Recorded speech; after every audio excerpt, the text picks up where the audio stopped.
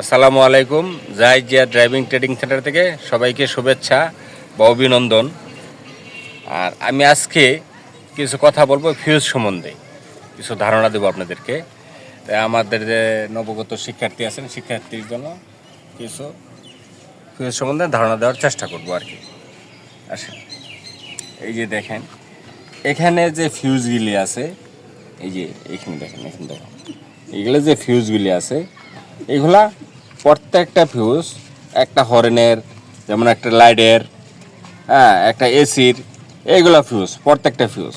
এই দেখেন এটাও কিন্তু একটা ফিউজ, এটাও কিন্তু একটা ফিউজ। দেখেন ভিউয়ার্স, এটাও একটা ফিউজ।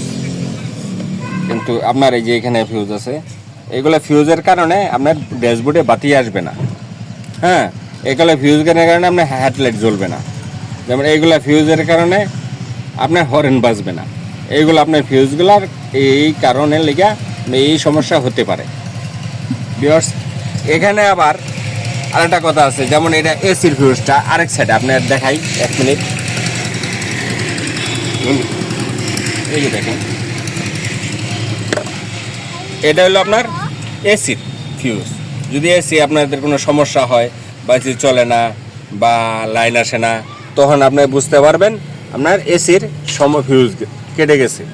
কাটলে কী করবেন, তখন আপনার একটা লুজ প্লাস নিয়ে এই যে এখানে এটা টান দিবেন। লুজ প্লাস দিলেই এটা উঠে আসবে। উঠে আসলে তখন আপনার দেখবেন একটা তারের মতো আছে, যদি তার কাটা থাকে তাহলে বুঝবেন আপনার ফিউজ কেটে গেছে।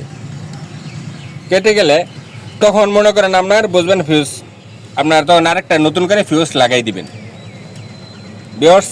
তাহলে এখানেই সমাপ্তি। ভালো থাকবেন, সুস্থ থাকবেন, আমার চ্যানেলটা সাবস্ক্রাইব করবেন।